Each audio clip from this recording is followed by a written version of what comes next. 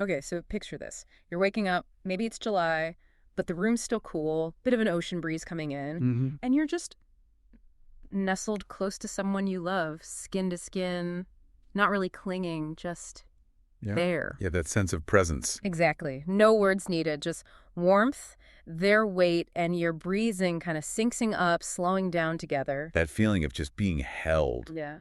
Deep peace. Right. And this isn't just like a nice moment. Dr. Jaime Hoerricks, in this really personal Substack piece, she calls this specific feeling structural, foundational, necessary. Which is such a powerful way to put it. It really is. And that morning moment, that feeling, that's pretty much the heart of our deep dive today. Yeah, today we're really digging into autistic intimacy and this idea Dr. Hoerricks talks about co-regulation. Right. And our mission really is trying to figure out why. Why, when you have these incredibly rich lived experiences of joy, of connection, why does the scientific literature seem so often to, well, miss it or not even be able to imagine it? That's a big question. It is. And we're pulling directly from Dr. Hoerricks' Substack piece, Where is the Joy?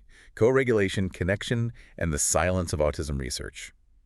It's quite something. It mixes her own story, a sharp look at the research, and even poetry. A real testament to where science and lived experience just don't always meet. Precisely. So let's really get into that morning experience she describes. That July morning, the marine layer, sea breeze. It's so evocative. It is. And that physical closeness with her partner, skin to skin without pulling away, her body becoming this soft place, and that shared breath slowing down. It's incredibly intimate. And she really stresses this isn't just sentiment. It's structural, foundational, necessary. It's like how she resets for the day. Right. Every morning before all the noise starts. And then she reflects on the words we use, right? Like maybe we'd call it connection or intimacy, comfort, maybe. Yeah, these feel right.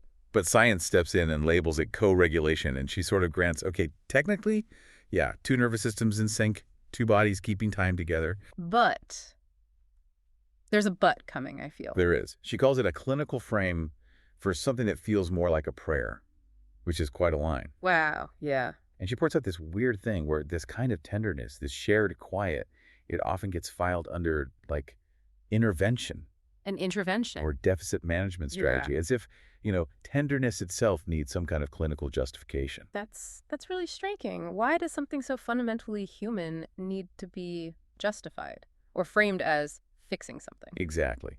And Dr. Hoerricks says, look, we have our own language for this. It's older, quieter, and less concerned with correctness. Okay, what does that language look like? It's in the small things, she says, like tracing fingers on an arm, shifting just slightly to stay close, that shared sigh before speaking. Subtle things, embodied things. Yeah, and critically, this language, her language, it doesn't need a citation, doesn't need anyone's approval. It just is. So she has this really profound, almost sacred morning experience, and then she opens a research portal. That feels like a jump.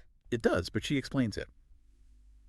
As an autistic Gestalt processor, someone who kind of grasps the whole picture first, rather than piece by piece. Right, patterns and concepts. Yeah, she wanted to sit with that feeling and the words. She wasn't looking for proof exactly, but more like resonance, a vocabulary for what she lives every day with her wife. Hoping science had maybe caught up. Kind of, but without turning her life into a case file. She wanted recognition for this quiet way of layering sensation with meaning. Okay, so she dives in, looking for resonance, for vocabulary. What does she actually find in the academic journals? Well, her description is pretty telling. She calls it predictable, grim, and honestly kind of hilarious in that darkly bureaucratic way only autism research can be. Oh boy, grim and hilarious. That's a combo. Right. She mentioned specific studies like Connor and colleagues in 2022 saying difficulties with emotional awareness and self-regulation impair co-regulation with others. Impair. So her experience of deep connection is seen as impairment. That's her counterpoint, exactly. Her intimate morning ritual, soothing her partner by matching breath through this lens, it's somehow an impairment. It's baffling. It really is. What else did she find in that first grim batch?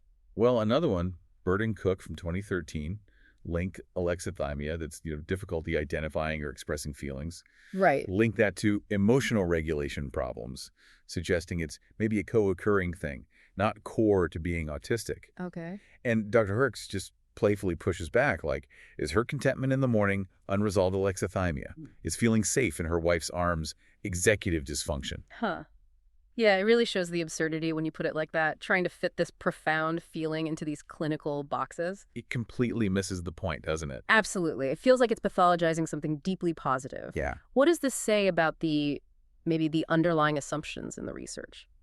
Well, that comes through even clearer with another study, Stagg and colleagues from 2021. They observed that autistic adolescents often struggle to integrate emotional cues in context. Okay, and her take on that. Her response is brilliant. She basically says, well, yeah, maybe because the context is often scrambled, the rules unspoken, and the whole social song and dance feels like one long gaslight. Of course, people struggle when the game feels rigged against them. That makes so much sense. So taking a step back, how does she kind of wrap up this whole vibe she's getting from this initial research? She calls it the same tired pattern. Emotional development delays, risk factors, poor flexibility, parent-led interventions. Always focusing on the problems, the deficit. Exactly. The hidden message seems to be, if autistic people are in relationships, it happens despite our condition. Not because autistic ways of being together can be rich, intentional, and real. So love isn't something autistic people create or do, it's just something that happens to them, or in spite of them. That's the framing she identifies, which, understandably, leads her to this really powerful central question. This feels like the core of it. Yeah. She just asks, where's the joy? Where's the intimacy? Where are the elders, the partners, the full-grown, fully alive autistic adults who wake up wrapped in softness and call it sacred?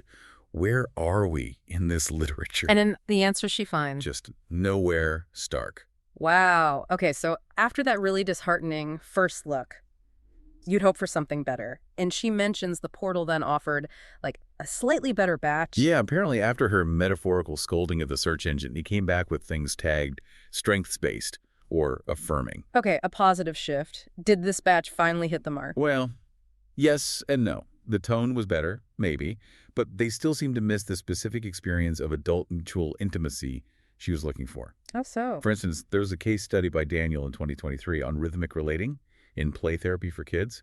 She acknowledged it was lovely, very attuned to bodily synchrony. But as she points out, she's an elder, not a child in a treatment room. Her rhythm with her partner is about being met, not being coaxed into coherence. It's mutuality, not therapy. That's a really crucial distinction. It's not about being managed or treated. Exactly. And another example, Goldsrud and colleagues from way back in 2009, they studied moms helping autistic toddlers regulate emotions, scaffolding, they called it. Okay. And the findings sounded good, gentle, encouraging, talking about joint engagement and co-created calm. But again, she felt the frame was instructional. Like parenting as a set of techniques. Yeah, like it was strategy, not intimacy. Yeah. The relationship itself felt like a tool, not truth. Still missing that core feeling she started with. And what about anything more recent, maybe focused on adults? There was one, Kai and colleagues in 2024, about a co-produced self-compassion program for autistic adults. It showed positive results, better well-being, more peace. That sounds promising. She said it rang a small, quiet bell. But ultimately, it was still a program, a product, not the organic, spontaneous intimacy of her morning. She compared it to finding the owl outside my window, which is cool, but it's not the breath we shared at dawn. So even the better research, the strengths-based stuff, it still seems stuck in a certain way of thinking. That's her conclusion. Even the best stuff rarely begins from us, from the autistic experience itself. It almost always starts from the problem, space, distress, dysfunction, delay, and then works toward relief, toward fixing. So peace is always the result of an intervention, never just the starting point or a natural way of being. Exactly. The idea of autistic joy just existing before therapy, or adult co-regulation being whole, reciprocal, even holy. She says that seems to remain unthinkable in the dominant research. Which brings us back to that devastating summary she makes. Yeah. They do not ask how we love, they ask how we cope. Ooh, that really lands. It does. And by this point, after wading through all these studies, Dr. Hoerricks has this realization. She sees she's actually living the double empathy problem. Can you remind us what that is again? Sure. It's the idea that communication breakdowns aren't just down to autistic traits, but it's a mutual difficulty in understanding between autistic and non-autistic people. Both sides struggle to get the other's perspective. Got it. So how was she living it? Well, she went looking for resonance, for language that might hold the shape of what I already know in my bones, about her own intimate life. Right, looking for connection. But what the research gave back was risk assessments, screening tools, treatment pathways. She said she wanted a mirror, but all she got was a checklist. Wow, that's a powerful image. So in her mind, it's not just that they're failing to communicate well. No, she argues it's deeper than that. It's not about autistics being too literal or aloof. It's that their actual way of being continues to be unimaginable to the people designing these studies. Unimaginable. Yeah, like the researchers do not picture us loving like this, settling like this, growing old with softness and mutual breath. It's a fundamental failure of imagination, not just misinterpretation. And if the researchers, the experts, can't even picture these realities, what does that imply? Well, her conclusion is pretty stark. She says it's like the researchers have already decided what counts as human, and we weren't in the draft. Weren't in the draft. That hits hard. It suggests a deliberate, or at least systemic, exclusion. Which leads her to look at the huge gaps in the literature, right? She points out there's basically almost nothing written about autistic adult co-regulation between partners. Nothing about that specific dynamic. Very little. Or about the experiences of, say, elder trans femmes and their morning rituals of grounding. There's no index entry for sacred domesticity or queer neurokinship. These lives, these ways of loving are just absent from the official record. And she doesn't think this is just an oversight, an accident. No, her feeling is that it's systemic, intentional even. She believes that the institutions doing the research don't plan for people like me to exist. Yeah. There's no future imagined in their models where she gets to be old and beloved and autistic and alive, where love isn't seen as separate from her autism but comes alongside, inside, as part of the very breath. So, faced with this silence, this absence in the research, where does she turn? Where she says she always turns to poetry, to the spaces their studies don't reach, and the language we make for ourselves. Finding knowledge outside the academic system. Exactly. Finding a knowing that doesn't need peer review, only presence. And her poem, Where Breath Begins, which accompanies the piece, really captures this. It describes that shared breath, thoughts gathering in the quiet. Mm-hmm. And it redefines co-regulation, not as therapy, not as a goal, but simply just love, just survival, just sacred. Beautiful. And it speaks powerfully about her partner's presence being like a structure, something that holds the world together, especially through change, like her partner trusting the new shape of me, like it was always waiting. It's about deep belonging, not just coping. So our deep dive today, it's really highlighted this huge chasm, hasn't it, between the rich, lived reality of autistic love and connection and how it's often viewed through this clinical deficit-focused lens in research. Absolutely. And maybe the core insight isn't just that the research falls short, but that it seems structured in a way that makes these experiences unimaginable, almost actively excludes them from the draft of what counts as human connection. Yeah. And Dr. Hoerricks makes that powerful point. She wasn't looking for validation for the experience. It exists. It's real for her. Right. The search was more for official words that might echo what she already knew. But the truth, she implies, isn't in the words anyway. What matters in those moments? It's the rhythm, the nearness, the simple, essential fact that she stays. And so do I.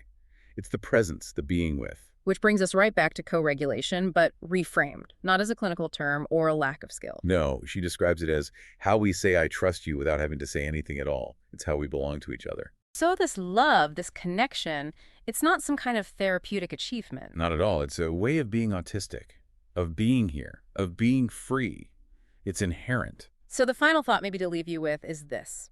If our current research frameworks, our ways of studying human experience, can't seem to capture or even imagine the fullness of certain ways of loving and being, especially those outside the neurotypical or, frankly, heteronormative mainstream. Yeah. What does that say about the limits of those frameworks? How much are we missing? And maybe how can we, all of us, individually and together, start to build a deeper understanding, a real appreciation for ways of being and loving that maybe don't fit neatly into boxes, ways that celebrate joy that's already there. And crucially, how do we create narratives, create research, create a world where everyone is in the draft right from the very start, where no one's experience is deemed unimaginable?